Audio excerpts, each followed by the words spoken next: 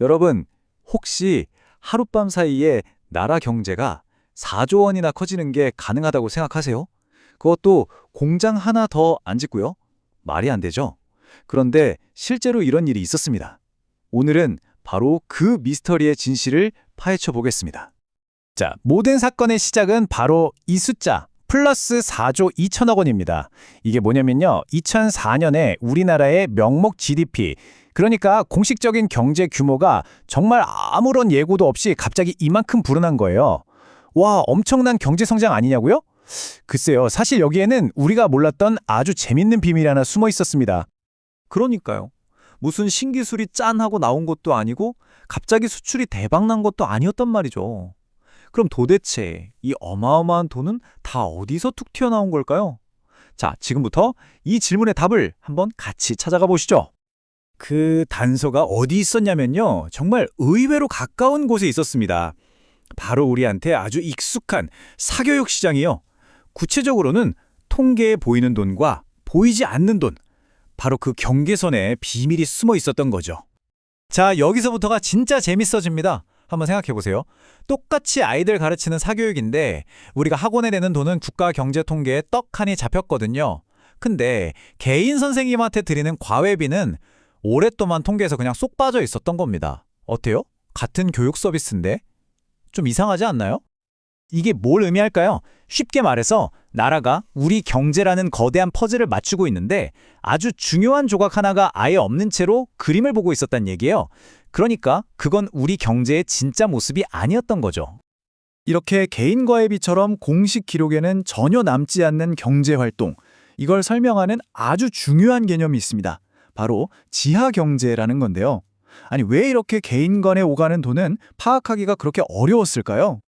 네, 지하경제. 말 그대로 땅속에 숨어있는 경제. 그러니까 우리 눈에 잘 보이지 않는 그림자 같은 경제를 말하는 겁니다. 분명히 사람들 사이에서 돈이 오가고 있는데 공식적인 기록은 하나도 안 남아요. 이러니 나라 입장에서는 이거 유령도 아니고 보이지도 않고 잡히지도 않는 거죠.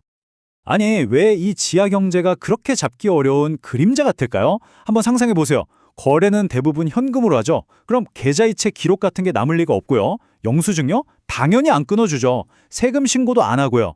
이러니까 통계를 내는 전문가들 입장에서는 추적할 단서, 그 꼬리가 아예 없는 거예요. 정말 막막한 숙제였던 거죠. 자, 이럴 때 누가 나설까요? 바로 경제탐정이 나설 차례입니다. 당시 한국은행이 이 역할을 맡았는데요. 이 도저히 측정이 불가능해 보이는 과외 시장의 규모를 어떻게든 알아내야만 했어요. 직접 하나하나 셀 수는 없는데 그럼 어떻게 했을까요? 네, 아주 기발한 간접적인 방법을 썼습니다. 그 간접적인 방법이 뭐였냐면요. 정말 똑똑했어요. 한국은행이 직접 설문조사를 하거나 한 게 아니고요. 이미 아주 신뢰도 높은 데이터를 갖고 있던 기관이 있었는데 바로 한국교육개발원이었습니다. 이 기관의 데이터를 활용해서 마치 탐정이 단서를 가지고 범인을 추리하듯이 통계라는 그물에서 빠져나갔던 그 숨겨진 과외비 규모를 역으로 계산해낸 겁니다. 네, 바로 이 지점입니다. 직접 잡을 수 없으니까 주변에 확실한 다른 단서를 활용해서 범위를 좁혀 들어간 거죠. 진짜 탐정 같지 않나요? 이 기발한 아이디어 덕분에 드디어 우리가 잃어버렸던 그 경제 퍼즐의 거대한 한 조각을 찾아낼 수 있게 된 겁니다.